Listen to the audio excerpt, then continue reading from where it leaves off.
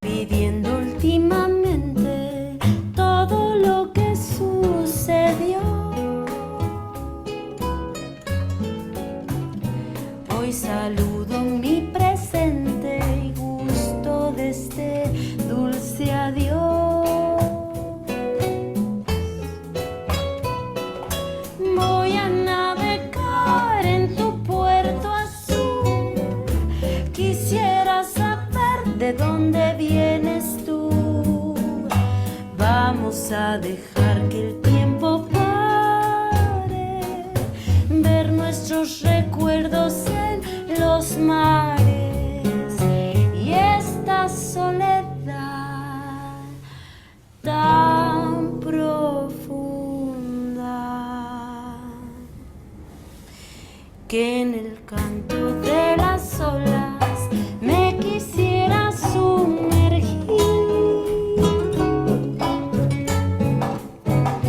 embriagándome en su aroma, algo nuevo descubrí.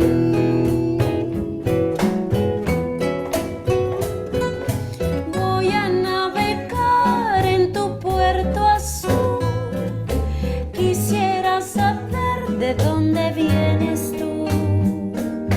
Vamos a dejar que el tiempo pare, ver nuestros recuerdos en los mares y esta soledad tan profunda.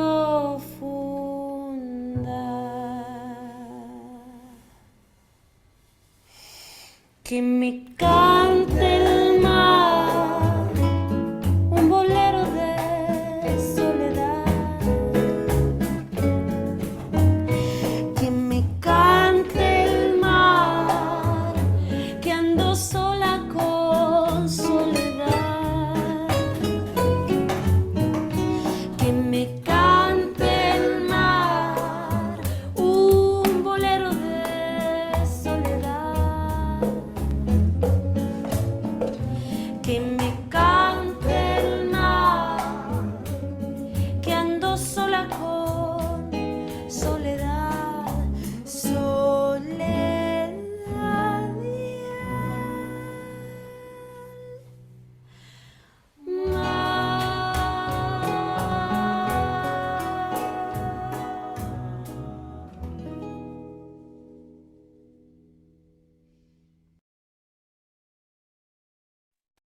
Hello, everyone.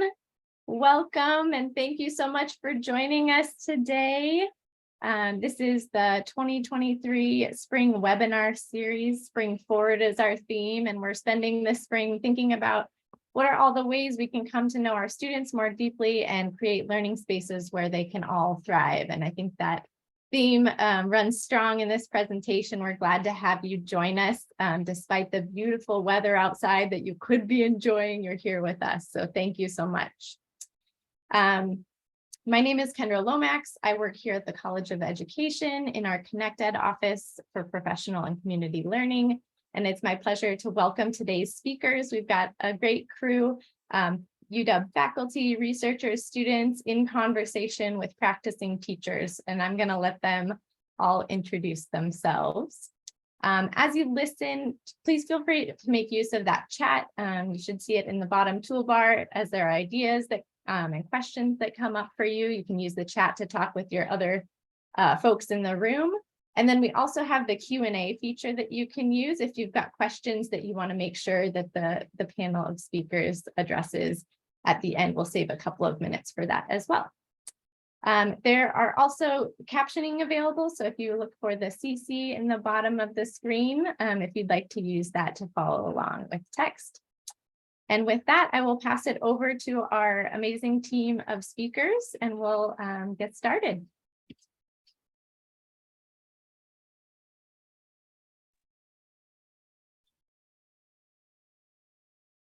Great. Thank you all for being here today. We're really excited to have this opportunity to share with you a research project, but also some these beautiful partnerships that we have with teachers and what we've learned from everyone.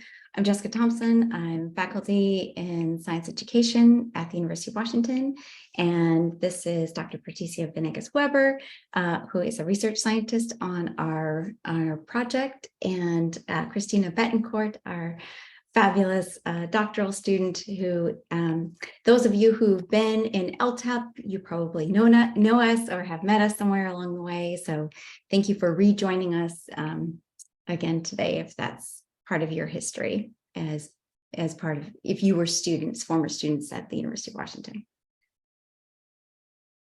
Yeah, thank you, Jessica, for that introduction. And of course, we wanted to also learn a little bit about you. So we will appreciate if you could please put in the chat a little bit about your name, your role, and perhaps one thing that that brings you here to this webinar together. So we'll appreciate to learn a little bit about you.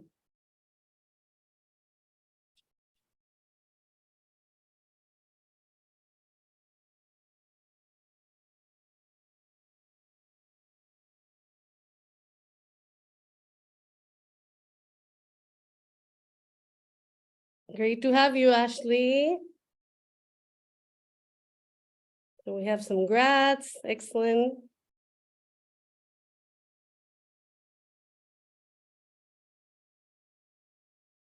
Don't be shy, we'll love to know who we are in conversation with.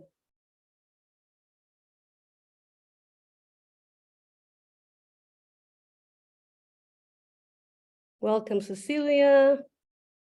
Maxine, thank you. Teacher educator. More grads from LTEP, thank you. Hi, Erin.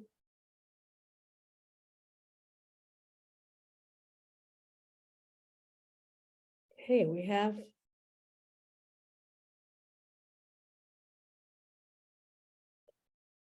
Thank you for sharing what brings you here.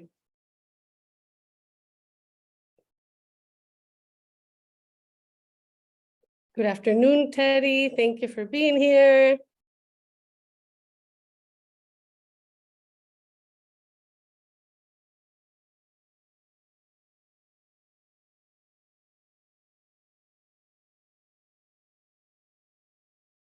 Welcome, Patrick. Cool, what a range of folks. Yep. Lovely. Okay. So our project is a research practice partnership with, we're working with beginning teachers who are in the first few years of teaching and are graduated from our University of Washington LTEP program and are now in local school districts. We're partnering with about 17 different school districts, and we're trying to understand what does a justice-centered approach to science and literacy look like in elementary classrooms. We're thinking very carefully about the role of race and language and how that relates to messages around ability in our project. And we think that it's important for us to focus on what science education could look like and sort of stretch the boundaries of what expansive science looks like. We know that often typical school science and literacy can be very grounded in European and Western ways of knowing. And so we're trying to expand and challenge the ways that we know these disciplines. And to that end, we are thinking about some different dimensions about nature-culture relations and ecological caring, about culture, families, communities as rightfully belonging.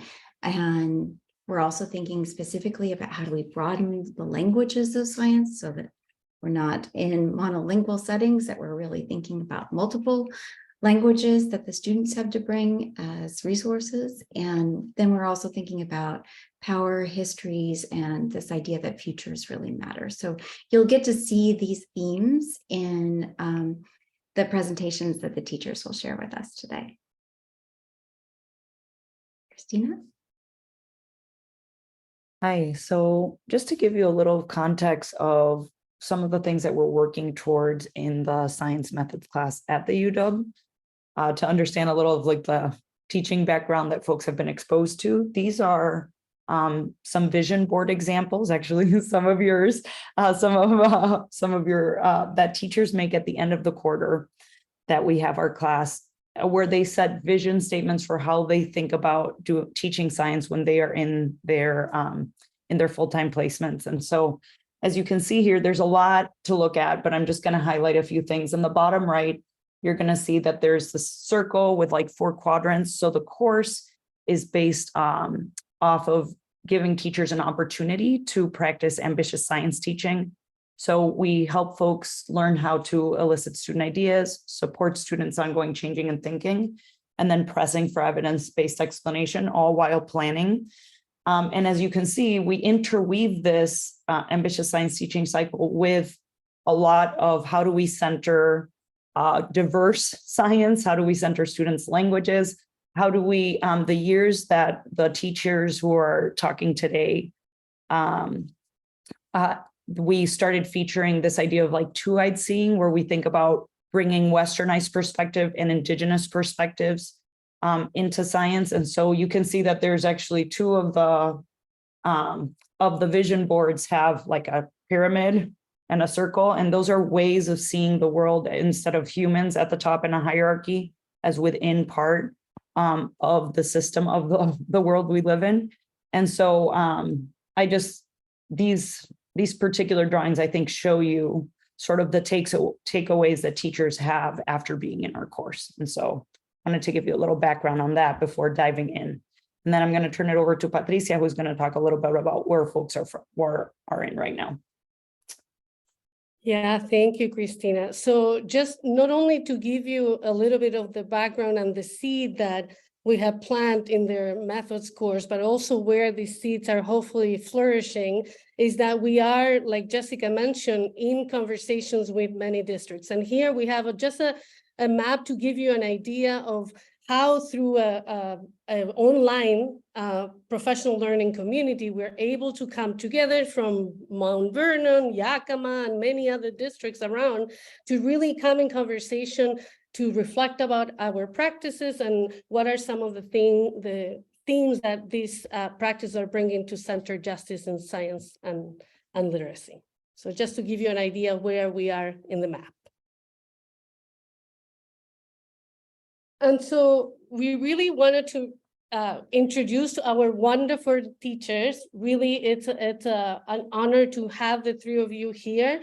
We really appreciate these teachers who are really in their 1st or 2nd year of teaching and who are so willingly open their classrooms and reflect in their practice in an open forum to support teacher learning and to really find ways of support multilingual students in any program, do a language or English only model. So we're going to ask each teacher to just introduce themselves and tell us a little bit about them and their school context. Hi, everyone. My name is Christina. I'm currently working in the Lake Washington School District in 3rd grade in a general education classroom. I went to undergrad at the University of Washington, and then I got my master's in teaching in the wonderful LTEP program, where I met Christina, Patricia, and Jessica. So glad to be back. Hi everyone, I'm Lisa Okahata.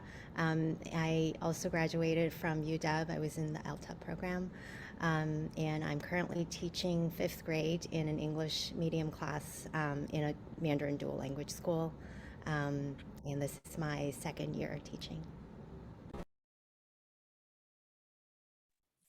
Hi everyone, my name's Emma Benson. I'm currently teaching 2nd grade, also in an English medium class with about half of my class being multilingual. and also graduated from LTEP last June.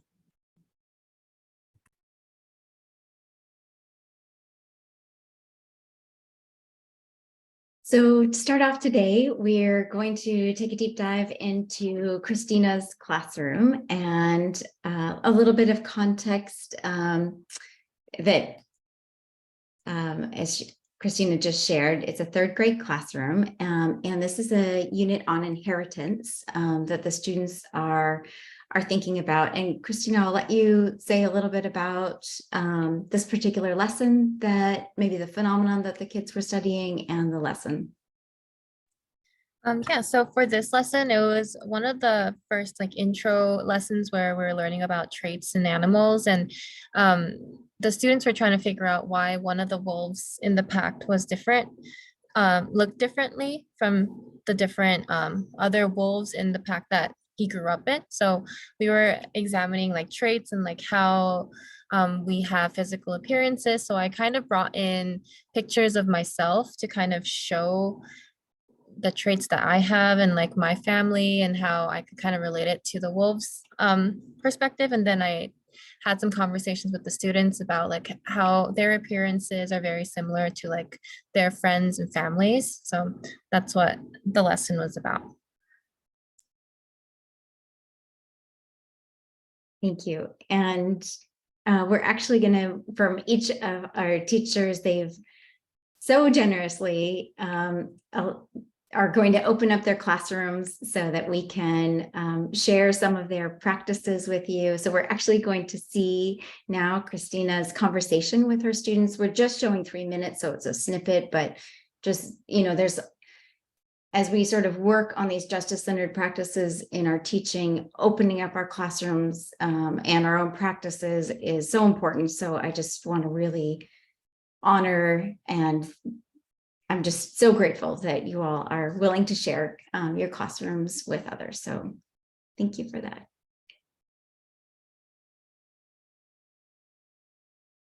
Okay, let me know if the video sound doesn't work. Okay. We're going to be looking at our elk mountain wolf pack. So first of all, I want you to bring it back to yourselves.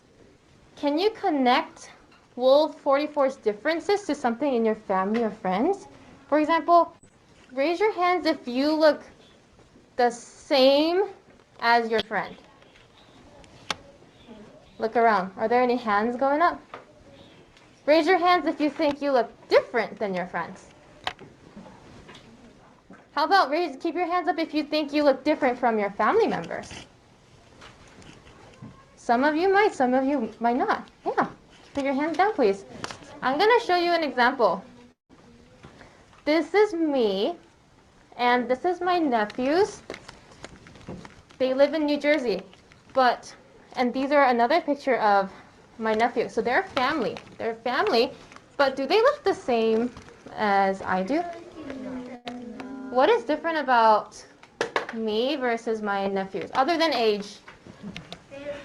Gender. Well, gender is different.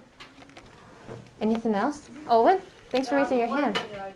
Yeah, boys and girls, but how about the way we look? Our skin color, anything different about that? Owen? It may be a bit racist, but I think your skin's a bit blacker than theirs. Our skin color is different? Yeah, well, all of us have different skin colors. If you look around, there's no one in our class that have the exact same skin color. You're either lighter or darker, and that's totally fine, right? So the reason why my family, they're my family, blood-related family, but we're different because my nephews are actually half Ecuadorian, and I am full Korean. So they're half Korean, half Ecuadorian, and I'm full Korean. And I could speak full Korean, I could speak fluent Korean, and my nephews can actually speak Spanish. Yeah, so I know some of our, can you raise your hands if you speak Spanish in this classroom? Yeah, my nephews can, yeah, Miss Christina can also speak Spanish. There's a lot of, so you can communicate with my nephews, but unfortunately, I gotta learn Spanish. So I can't communicate in Spanish with my nephews, so we look different, but we're still family, right? I could speak Korean and I could communicate with Grace because we speak the same language. How about I'll speak to you after our lesson is over, okay? This is another picture of my friends. Do I look the same as my friends? No. You can see we're going to be looking at our elk mountain wolf pack. So first of all, I want you to bring it back to yourselves. Can you connect Wolf 44's differences to something in your family or friends? For example, raise your hands if you The look video just restarted. the same. Trying to pause it. There we go. It just looped. Great.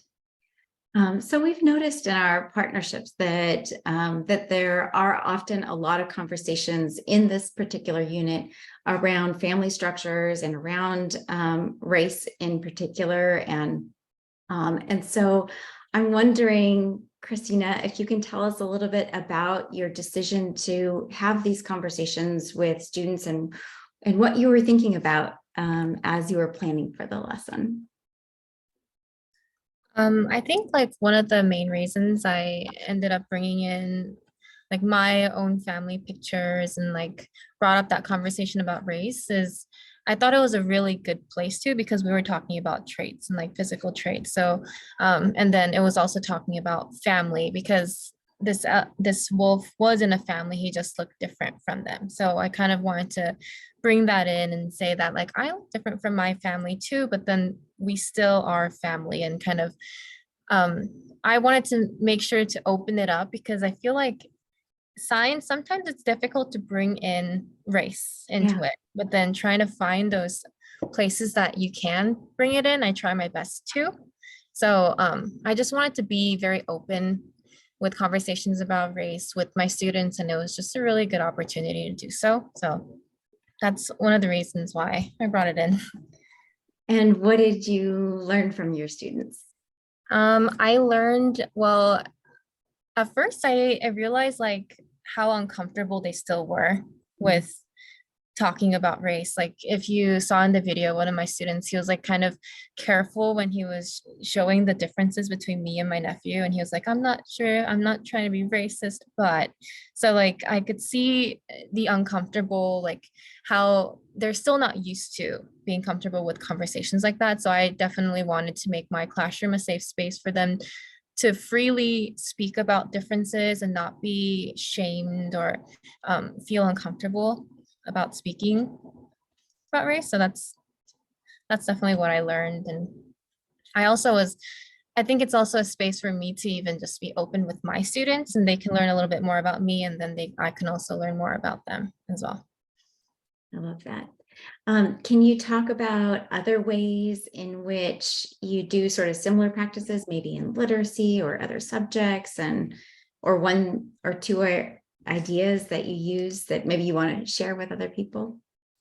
I think, well, one of the things I try my best is like with literature, I try to bring in a lot of books that kind of represent my students, like heritage and culture. Also share books that represent me. So I want to be vulnerable first, so, and show that example of that, so my students feel more comfortable to do so as well. I think it wasn't in the video, but then recently I did a science project about oil spills, and it kind of went well with one of the books that we read recently, which was We Are the Water Protectors, because I have some Native American students in my class, and it was talking about how like important it was to like preserve our water. And then it was talking about, I did this experiment about oil spills and how to clean it up and all the negative effects that was happening. So that kind of like tied it in very, very well. And it happened to be that the oil spill happened in Alaska, and some of my students are also from Alaska. So they just got really excited to like try to bring in their culture that way. And also I try my best in all subjects to make sure that speaking a different language is an asset versus a barrier. So if they can't communicate or in English, they can communicate in their own language, and there's always ways for me to figure out what they're saying. Like there's technology, it's not their job to try to communicate with me, because I will find a way to make sure I understand what they're saying, and make sure that they're able to express it to their peers. So making sure that's always an option, as well as multimodal ways of expressing themselves. So like speaking isn't just the option, but like if they need to draw it out, that's always an option that I make sure is available. Also being kind of strategic about partner work, pairing kids, it's really helped that like pairing students that speak the same language, or even pairing students that don't speak the same language. And then today I saw them kind of like sharing their home languages, which is like really cute. So like making sure those options are available is something that I try my best to do in all subjects.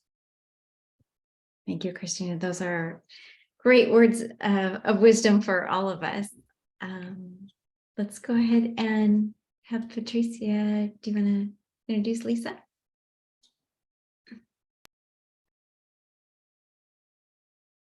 Or Christina? I forgot to unmute myself. Sorry. You're here. Great. Yep. So yeah, so I'll go ahead and Lisa, we're gonna be on now.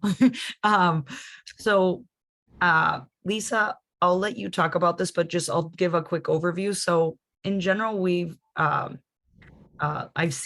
gotten to be working with Lisa the last 2 years, and it's been super cool to see how she works to integrate students' general knowledge. And so they're working in an ecosystem unit. So I'll let Lisa introduce a little bit more about this ecosystem unit and what you were doing and thinking about with this model. Okay, great. Thank you, Christina. Can everyone hear me okay? Okay, great. So this unit is about living systems, starts out with like Earth as a system, and then about all the different subsystems within that. And then it focuses on ecosystems, and I just felt like that was a really big concept and kind of a big word that I didn't want kids to get lost with. This is something that Christina helped me with last year, and I thought that we could do it again this year. And I think essentially just giving them sort of a template to model what they think is the ecosystem around our school. And so there's a little bit of a prompt. You can see where I'm asking them, hey, you know, what are the living and non-living things that are in our ecosystem? How do they interact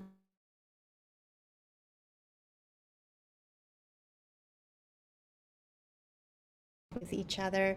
So there's enough of sort of a think about, and then I encourage them to think about like what they have observed during recess when they have been out there. And so the idea just is that we want to not have them be scared of this idea of ecosystem and to be able to talk about it, you know, in a very intimate way. So I think the video that you're gonna get to see is sort of me teeing that up with everybody. And then I'll also have some examples after the video that shows kind of what the kids were able to come up with. So I'll kind of stop there. Is that okay? Okay. Yeah, that's great. Thank you, Lisa. So this is, well, we're going to watch a clip, and just a warning, there's like 2 spots of the video clip. One is like Lisa circulating, and then another is later when Lisa's coming back into the whole group here. So. What is decaying here? So the rat. Oh, the rat, yes. Yes, I found 2 rats. So yeah, I found a rat in 4th grade, and then in 5th grade I found another one. I remember you telling me about this. Yeah, and then Somebody asked me, I noticed the word phenomenon, and what does that mean? So a few of my 5th graders last year noticed that there were hawks that would come, or not hawks, eagles. Was it eagles? Yeah. Eagles, right? Okay, eagles that would come, and somebody asked why. And we were thinking about that. And so last year, we were thinking about Jingmei as an ecosystem, and an ecosystem that had these eagles that would come and visit. Eagle system. Yeah.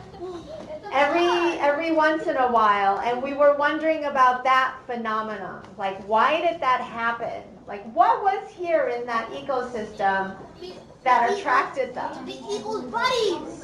You know, the eagles have friends. So that's why, even though on the other side it says, what does this phenomenon remind you of? Hayes, Daniel? That's kind of what we were referring to, but in your case, I don't think we've had any eagles this year. We have? There's a bunch of eagles. Oh, still? Yeah. Oh, great. Then make sure it's on your drawing. Okay, well then. Have your autograph. Then maybe you want to tell me, why do you think they come? What do you think is here that attracts them? Elizabeth? Food. What kind of food? Us? The warm. Yeah. We're so attractive. We're so attractive? Yeah, we smell really good too. We smell really good? Really? You have long, luscious hair. Any other ideas? Do you think the eagles are after? What do you think the eagles are after? Dead rats. Okay. So I actually want to acknowledge the dead rat because Melina, Amanda, and Katya have been telling me about dead rats for a long time. So this is like finally a chance for them to tell me about them and have it count for their science grade.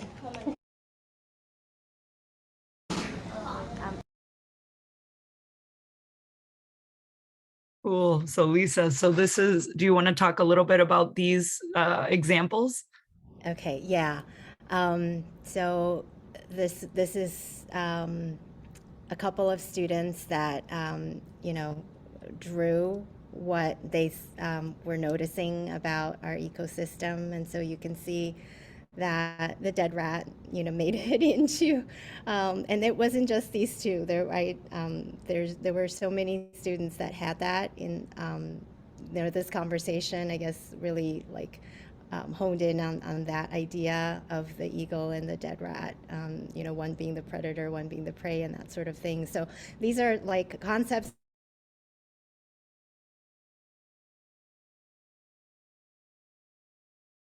to tell later on, but because they were a bit more invested in what we were talking about, and it was something that I could refer to throughout the unit. And so this model was just kind of a beginning to kind of get them thinking about it, and then we could come back later to write more about it, or to add more to their model, to their drawing. Another thing that I thought was really interesting, and it wasn't planned, it was just, that there were some students that had noticed these things and maybe had told other kids about them during recess, and were kind of told that it was gross, or why would you be noticing that, or that sort of thing. And so for these students then to be able to revisit that idea in this setting and be able to kind of get credit or get acknowledgement for noticing that, I thought was really good for them. And that again is still something that folks think about and talk about in the later part of the unit. And then I know that you can tell that I've got some Chinese as well on the model. I didn't use Chinese when during that video, but I sometimes will do. And sometimes it catches the students by surprise, because I think they're just used to it being like an English medium class, and they don't expect me to use Chinese. And honestly, sometimes I also feel like I'm kind of rusty, but whenever I have used Chinese, or even in these models, when I've put that on the sheet of paper, I can tell that there are students that are more engaged, and they are trying to figure out what they're being asked to do, and they're sparking some conversations. So so I that's something that I'm not really good at yet, but I'm trying to do more and more. Well, thank you, Lisa. So I'm going to ask you just a few kind of follow-up questions. I mean, you kind of started talking about it already, but you can feel free to talk about that or something else. But how are you working to, in this video, how do you feel like you're working, or in general in your practice, how do you feel you're working towards making learning spaces where all students, regardless of their language or cultural ways of being, can thrive in your classroom? So I think about it in terms of language for sure, that we're bringing in folks that may or may not be as familiar with English and kind of bringing it to a level where, you know, they can understand and engage. I also think about it in terms of abilities. So there might be students that have a hard time if I just gave them the prompt as a question and asked them to write in complete sentences. So this way it's sort of allowing them to draw, it's allowing them to talk to people around them, to hear, you know, different things. And I think also like having something like recess, you know, that everybody can understand. And you know, I mean, not everybody loves recess, but but at least it's something that kind of gives them an entry into this you know, idea and concept of ecosystem. And then I also was thinking about, like, I mean, I don't want to use the word social capital, but it kind of is like that, like kids who don't have as much social capital in the classroom because they're not the ones that are always raising their hands. They're not the ones that always like know these big words. And so I feel like, again, like it wasn't planned, but just because of the way it turned out, I, in hindsight, you know, kind of got to realize that I was able to help a couple of kids raise their social capital, you know, in the classroom. Yeah, awesome. So do you have any like 1 or 2 practical ideas that you've tried? Again, it doesn't have to be just in this lesson, but in general that you think can center your students' identities or expand the curriculum in ways that center justice in science? Yeah, I mean, I guess in my mind, I always think about the things I want to do that I haven't done yet. But like, I always feel like I haven't really involved family. So that's like one thing that I felt like I could have, right? Like I could have done it where maybe I have them talk about, you know, ecosystems around their homes, you know, like there could have been a little bit more. And like, again, I didn't put a lot into like how to, you know, where this was all going to go. But I think in general, I really do want to value their languages and value their own whatever experiences they bring. And so I think that's just something I try to think about, it, you know, and it really sometimes takes a lot to bring it out of the kids. And so a lot of it too has to do with like the relationships that you have with them, you know, because like the student that brought up the rat, like, I don't think the student would have brought it up had it not been a topic of discussion that we had over lunch, you know, a couple months prior, you know? And so, and I have to admit, when the student had told me about it, I kind of dismissed it. I wasn't like, oh, show it to me. You know, I was like, oh, that sounds cool.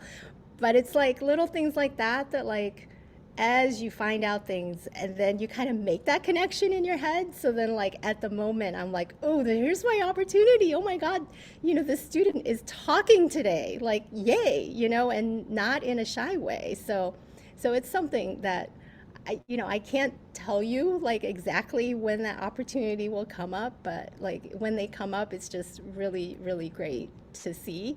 And then, you know, and then that in turn like cements your relationship with that student even more. So I think it's kind of like that virtuous cycle that, you know, you get to have. And that's really, really precious. Thank you so much, Lisa, for sharing. And I'm going to go ahead and pass it on to Patricia, who's going to talk with Emma. So I'll put my screen back on. There we go. Yeah, thank you, Lisa, and thank you, Christina. So Emma, why don't you, first of all, thank you for being here, but Christina, can you pass a little bit the next slide? So I'm wondering if you could tell us a little bit about this lesson and how you're working towards like really broadening the language of science in your classroom.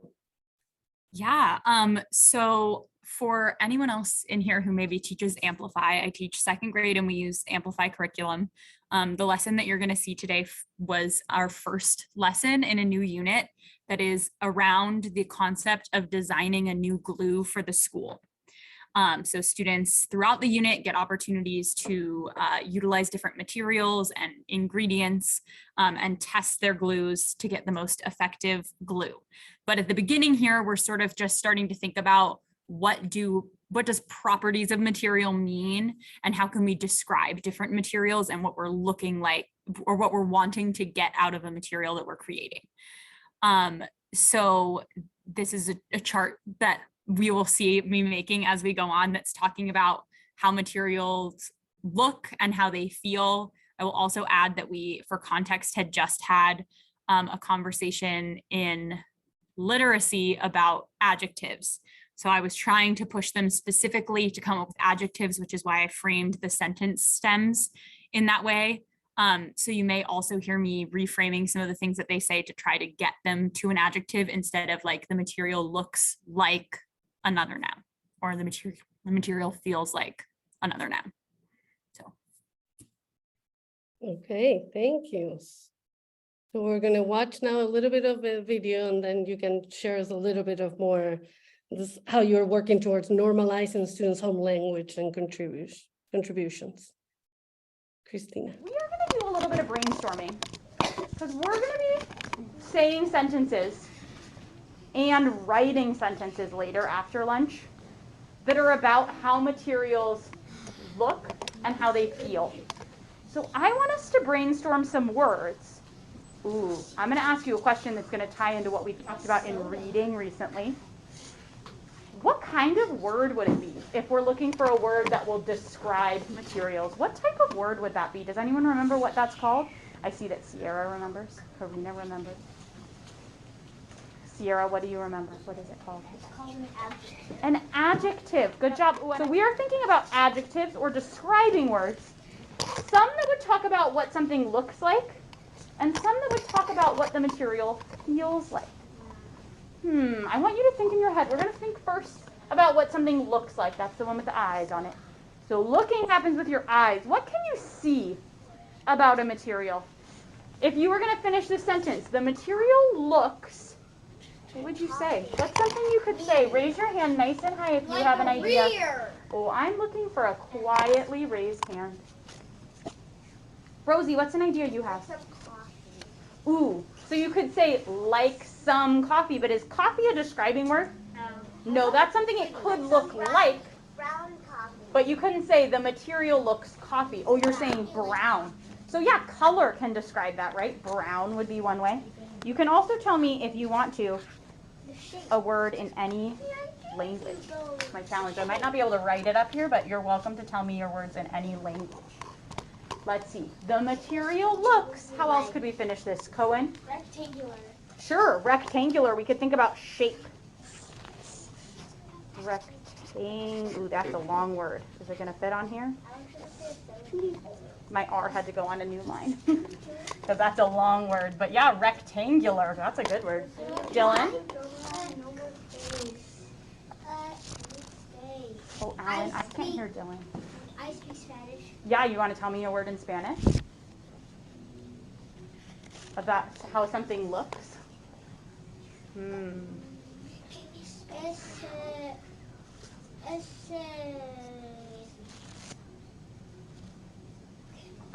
Ese papel mira como un color.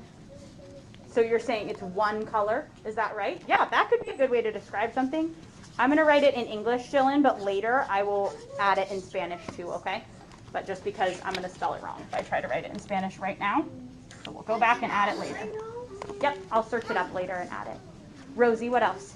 I'll just say it in You can say it in Chinese and in English if you want. I'll just say it's red, the color Yep, red. red, great. Color Ooh, can you say it a little louder, Fred? Great. Yeah, I'll add red on here and Chinese then too later. Okay. Yeah, so thank you, Emma. I really appreciated how you are normalizing the use of a student's home language as a tool for learning. Would you mind sharing with us a little bit of how you are working to learn more about their assets and using them to build more knowledge in your classroom? Yeah, I think that understanding as much as you can about students' linguistic identities is really important. And I really try to accomplish that from the beginning of the year when I can. I know a lot of us probably at the beginning of the year send like some papers home to families, right? Asking some information about kiddos. And something that I put on there right from the beginning was a question about language, and not just asking, do you speak another language at home, but asking more specifically, like, what are your students' comfort levels in that language, speaking, writing, reading, and listening? Because I know that my multilingual students, some of them can read and write in their home language. Some of them mostly just listen to their parents speak their home language, but then respond back in English. And knowing those nuances of my students' skill sets in their home language has been really important for me. A more recent example of that is that we just did a craft for Mother's Day that was, I'm going to be totally honest, very last minute thrown together by me, but they were like writing on little slips of paper things that they love about their mom or another important caregiver in their life, and putting it into a jar. And in the moment, some of my students brought up that their parents don't speak English, and they were like, if I write in English, they're not going to be able to read it. And I was like, that's a great point. Let's think about what we could do. So I ended up teaching my students how to use Google Translate, because a few of my students, particularly one of my student in that video that speaks Chinese in the video, she feels very confident writing in Chinese. So she was able to do that independently and easily. But some of my students, specifically one, was like, I know how to speak Chinese, but I don't write it. And so I was like, okay, let me show you. And she spent like an hour painstakingly copying down in Chinese and was so excited to take it home to her mom. And I think just trying to leverage those strengths for students whenever I can, has been important. That's something that I did recently that I felt like it was good. Thank you, Emma, so much for sharing how you're definitely leveraging and bringing those assets into your teaching. We really appreciate that.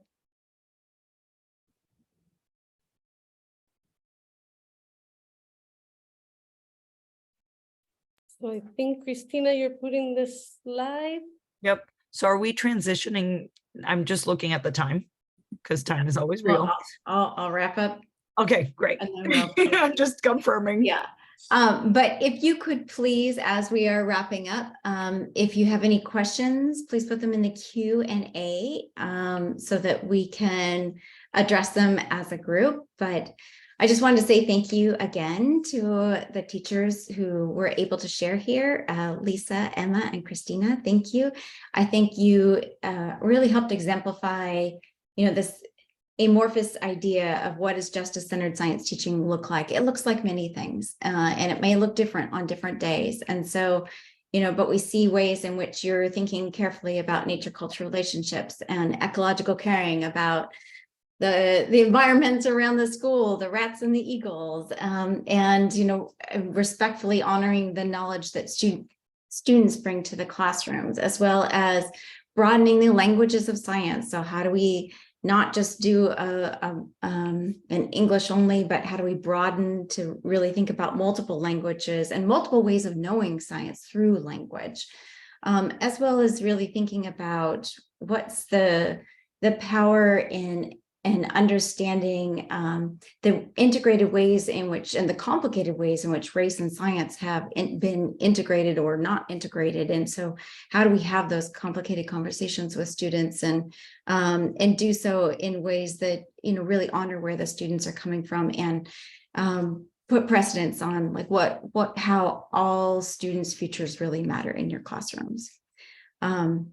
So again, thank you for helping us unpack this idea of justice and really look carefully at how the integration of science, language, and ability inside of science and literacy. And we should say this isn't just part of the work that's happening in our project. It's an ongoing work that's part of our teacher education program. It's deeply woven into the work that the teachers do starting day one in our teacher education program. So thank you, Teddy, because I know you're here too. Let's go ahead and yeah, Kendra, do we have time for 1 or 2 questions? Sure, please. Okay, super.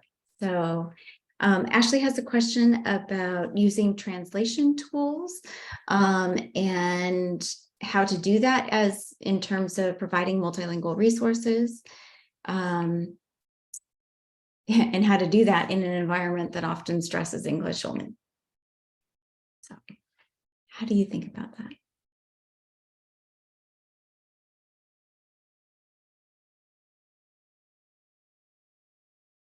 I can jump in and just say, I personally am a largely monolingual English speaker. I have some very basic Spanish skills from taking Spanish in high school. But beyond that, I don't have a ton of skills in other languages. So for me, I often feel like translation tools are sort of the best that I can do a lot of the time. And I have found that it can be pretty effective depending on the language. The thing I have run into before, not this year, but last year during my student teaching, I had some students who spoke languages that Google Translate did not offer. And so I think that that can be a downfall of that system, is that I didn't use it as much last year because I wouldn't be able to provide it equitably to all of my students. So I tried to find just more simple ways to share information as much as possible. I know that my school district also has, like, we use Microsoft products and they have translation services that are like built in them. So if you like share something on Microsoft Word, there's a way to translate it through there. And we have a family liaison whose job it is to sort of get that information out to families. But I have found that just quickly Google translating an email gets you pretty far and is really a very appreciated gesture from a lot of the families in my class, because it makes it much more accessible to them, even if it's a little choppy and not quite right. So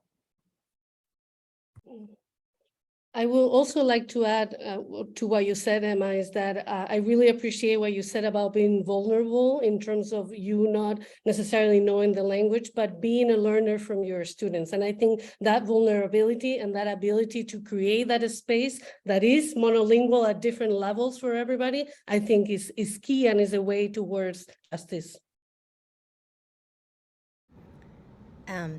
I definitely use the translation tools. In fact, there's, I don't know if anybody else uses this, it's called DeepL. And it is, there's something you can download that will help you like translate within the app that you're on. So it's a lot faster. And so, you know, I only have, well, in the past years, I've had other languages, but usually it's Chinese. And even for Chinese, like, you know, going from English to Chinese is a lot harder for me. So I really rely on it.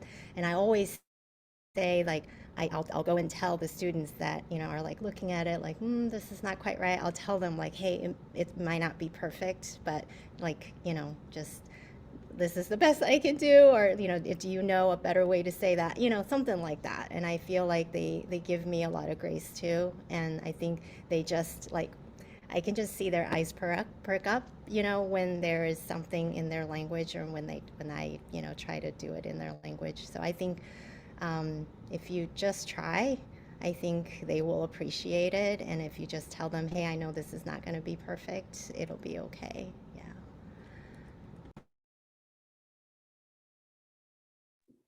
I think in my classroom too, my students get more excited about knowing a language and being able to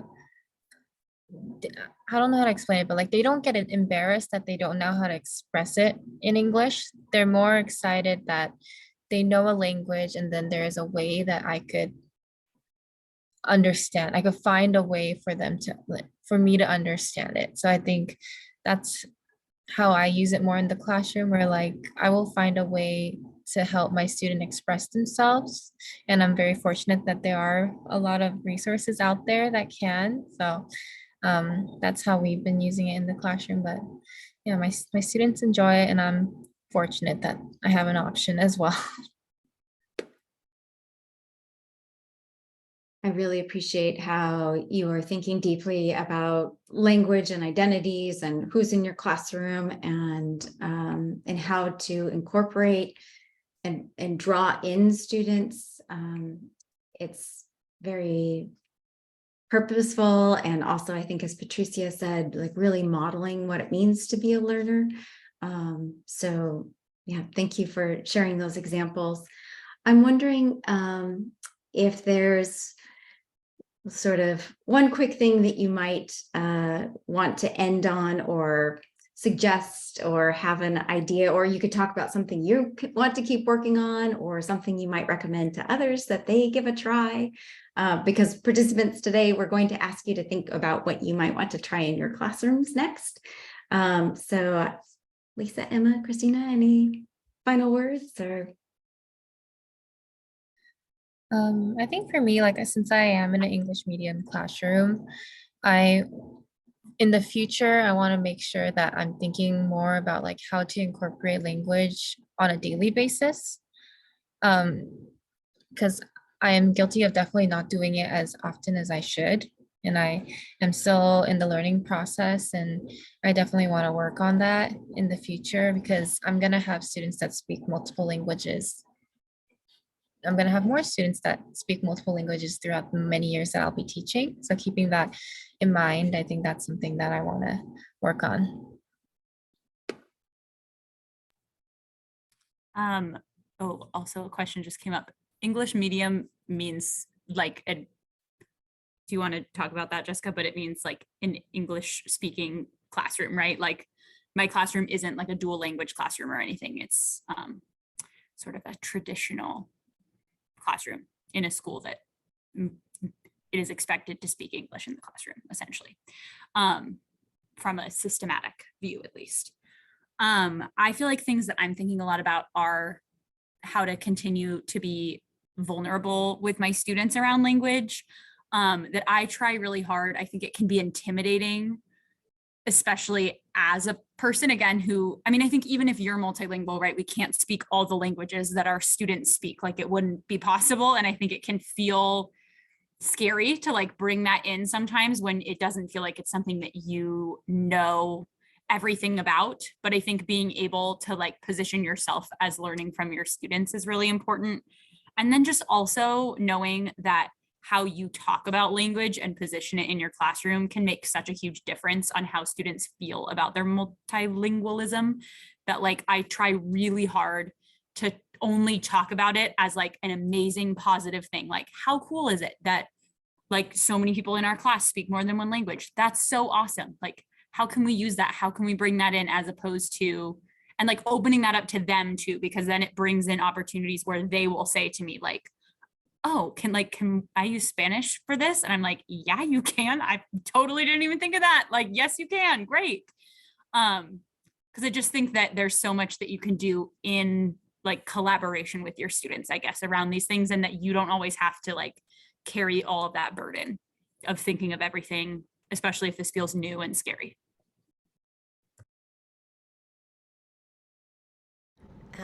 So for me, I think the thing that I really value is the idea of trying to make science more comprehensible to my students. And because I did not have a science background myself, I'm always trying to figure out how can I connect this concept to something they already understand, and like, you know, bring them into this rather than like trying to just teach it all, you know, myself, or like trying to just inundate them with a lot of words and concepts that maybe they're just not going to receive very well. So yeah, I think for me that's what has always worked. And then like the language and all the other things, you know, right now I'm still just trying to learn and trying to figure different things out myself and trying different things. Thank you so much. Kendra, do you want to take us out?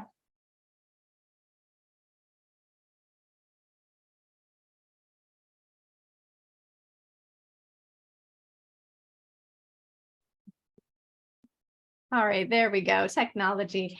Thank you all. I got a little bit lost in the conversation because I just wanted to listen to you all, that I forgot I was supposed to be doing something at the end. Thank you all so much for coming to have this conversation with us. Thank you, Patricia and Jessica and Christina, for organizing us and inviting us to have this conversation. And Lisa, Christina, Emma, thank you again for opening up your classrooms. I feel like even though I don't get to work in science as often, thinking as a math educator, I'm still taking away so many things. So I hope everybody else here across the various different roles that we heard are also taking away a lot as well and feeling challenged and inspired. We've got a couple more conversations coming up in the next week or so, as well as we'll have recordings for most of the webinars in this series. So you can look for details coming to you in your inbox. Christina, if you'll go to the next. We also have things coming up this summer. So there are all sorts of courses that you can take for clock hours this summer. Patricia and I are cooking up one around STEM and thinking about the role of language in math and science. So you can look for details coming for that. And those are on our ConnectEd website, which I'll put in the chat, but will also be in all the email correspondence you get from us. And then one last slide there.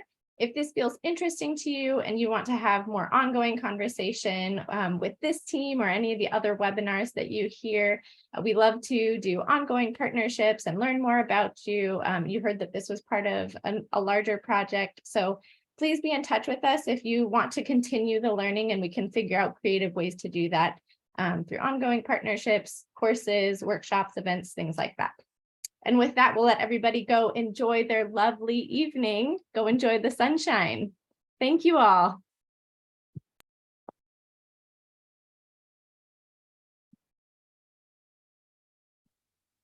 Drop a couple of resources in the chat for folks. Check out the Ambitious Science Teaching, and I'll put the link to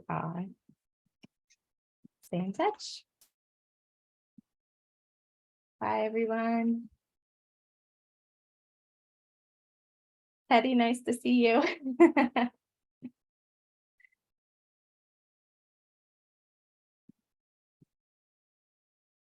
I don't know if there's a way to for Teddy to say hello, but because all we can see is her name. I know, that's